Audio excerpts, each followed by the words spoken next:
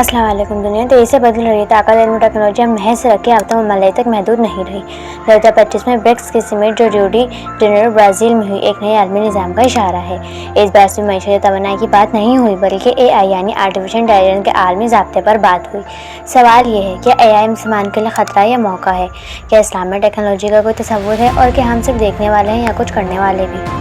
BRICS 2025 summit 2025 के BRICS बयान में दर्ज झेल बड़े निकात पर जोर दिया गया। AI गवर्नेंस यानी मसनूआ ज़हानत के आलमी ज़ाब्ते, ग्लोबल साउथ का बाहमी ताउन, क्लाइमेट चेंज के खिलाफ मुश्तरका इक़दामात और सबसे अहम डिजिटल डिवाइड को ख़त्म करना। ब्राज़ील ने UN अक़वाम मुत्तहिदा से मुतालबा किया कि वो AI की अखलाकी असूलों में क़यादत करे, ताकि वो ताकतवर ममालिक AI को हथियार ना बनाए। AI हमारे माशरे पर असर अब महज रिपोर्ट या कंप्यूटर सिस्टम नहीं रहा, बल्कि फैसला साजी, माशी निज़ाम और इंसानी ज़िंदगी में घुस चुका है। मिसाल क्या हैं? प्राइवेसी ख़त्म हो रही है, बाइस यानी तसव्वुर वाले एल्गोरिथम ज़कियती को निशाना बना सकते हैं, जॉब्स ख़त्म हो रही हैं, और सबसे अहम इंसानी अक़ल का नामुल बनने की कोशिश, जो ख़तरनाक है। क्या ये दज्जाली निज़ाम या बुनियाद तो नहीं? दज्जाल, AI और फितना। इस्लाम में दज्जाल एक फितना है जो लोगों को गुमराह करेगा, झूठ को सच, सच को झूठ दिखाएगा, इस आसमान से बारिश, ज़मीन से ख़ज़ाने निकालेगा। क्या ये AI से मुशाबह नहीं लगता?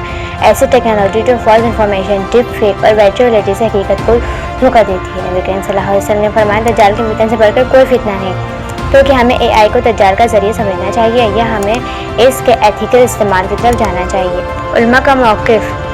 कुछ मुस्लिम उलमा और मुफ़क्किरीन AI पर गौर फ़िक्र कर चुके हैं। शेख यूसुफ अल-करज़ावी ने कहा था कि टेक्नोलॉजी हलाल और हराम नहीं, इस्तेमाल पर मुनहसर है। डॉक्टर यासिर काजी ने AI पर गुफ्तगू करते हुए कहा कि ये इंसान के इख्तियार का इम्तिहान है, अल्लाह की ज़मीन पर खलीफा बनने का इम्तिहान। इस्लाम हमें सिखाता है, न किसी को नुकसान दो, न अपने आप को। यानी AI ऐसा होना चाहिए जो अदल, अमानत और इंसाफ पर मबनी हो। मुसलमानों को चाहिए कि AI की तालीम हासिल करें, इसकी एथिकल डेवलपमेंट में शामिल हो, प्राइवेसी बेस्ड और सर्विलेंस के खिलाफ इस्लामी आवाज़ बुलंद करें, और मुस्लिम फॉर सस्टेनेबल टेक्नोलॉजी जैसी तहरीकात शुरू करें, क्योंकि अगर हम खामोश हैं तो दुनिया AI में अखलाक से खाली हो जाएगी। ब्रिक्स ने 2025 में जो बातें कहीं वो सिर्फ पॉलिसी नहीं, बल्कि हमारे मुस्तकबिल का सवाल है। अगर हम चाहते तो टेक्नोलॉजी हमारे लिए खैर बने, तो हमें सोचने, बोलने और अमली कदम उठाने की ज़रूरत है।